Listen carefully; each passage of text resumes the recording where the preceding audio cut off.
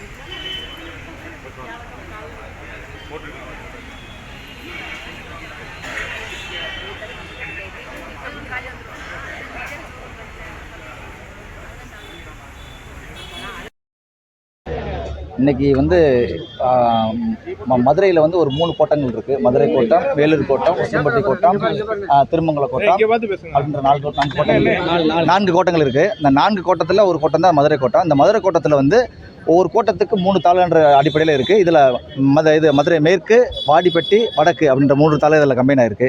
இதில் ஒவ்வொரு கிராம நிர்வாகிகளுக்கும் இதில் கிராமம், ஆவண கிராமம் அப்படின்ற பிரித்து வச்சுருக்காங்க கவர்மெண்ட்டில். இதில் கிராமத்துக்கு 1 வருஷம் பணிபுரியணும் அந்த பிஓஓ.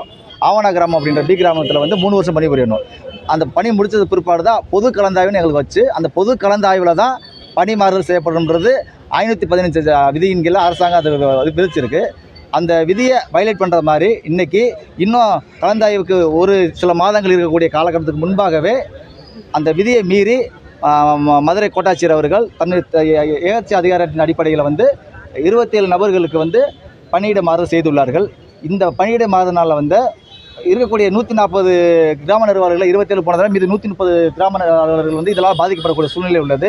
இது சம்பந்தமாக வருவாய் கோட்டாட்சியர்கள் இன்றைக்கி சந்தித்து சங்கத்தின் சார்பாக முறையிட்டோம். எங்களுடைய கோரிக்கையை அவர்கள் வந்து செய்ய கொடுக்க கூட நேரம் இல்லாத மாதிரி எங்களை அலட்சிய போக்கில் வந்து அவங்க இன்றைக்கி வெளியே அனுப்பிட்டாங்க. இந்த அவங்களோட இந்த கோரிக்கையை வந்து நிறைவேறும் வரை நாங்கள் அனைவரும் தமிழ்நாடு கிராம நிர்வாகிகள் சங்கம், தமிழ்நாடு கிராம முன்னேற்ற சங்கம் அனைத்து உறுப்பினர்களும் சேர்ந்து மதுரை மாவட்டத்தில் மதுரை கோட்டத்துக்கு உட்பட்ட கிராம நிர்வாகிகள் மட்டும் இந்த உள்ளிருப்பு போராட்டத்தில் தற்போது கலந்து கொண்டிருக்கிறோம். இந்த கோரிக்கை நிறைவேறாமல் போகும் பட்சத்தில் வந்து இது மதுரை மாவட்டம் முழுவதும் தீவிரமடையும் என்பதை இதன் மூலம் நான் தெரியப்படுத்திக் கொள்கிறோம். நன்றி, வணக்கம். ஆர் அக்னிராஜா, முன்னாள் மாவட்ட துணைத் தலைவர்.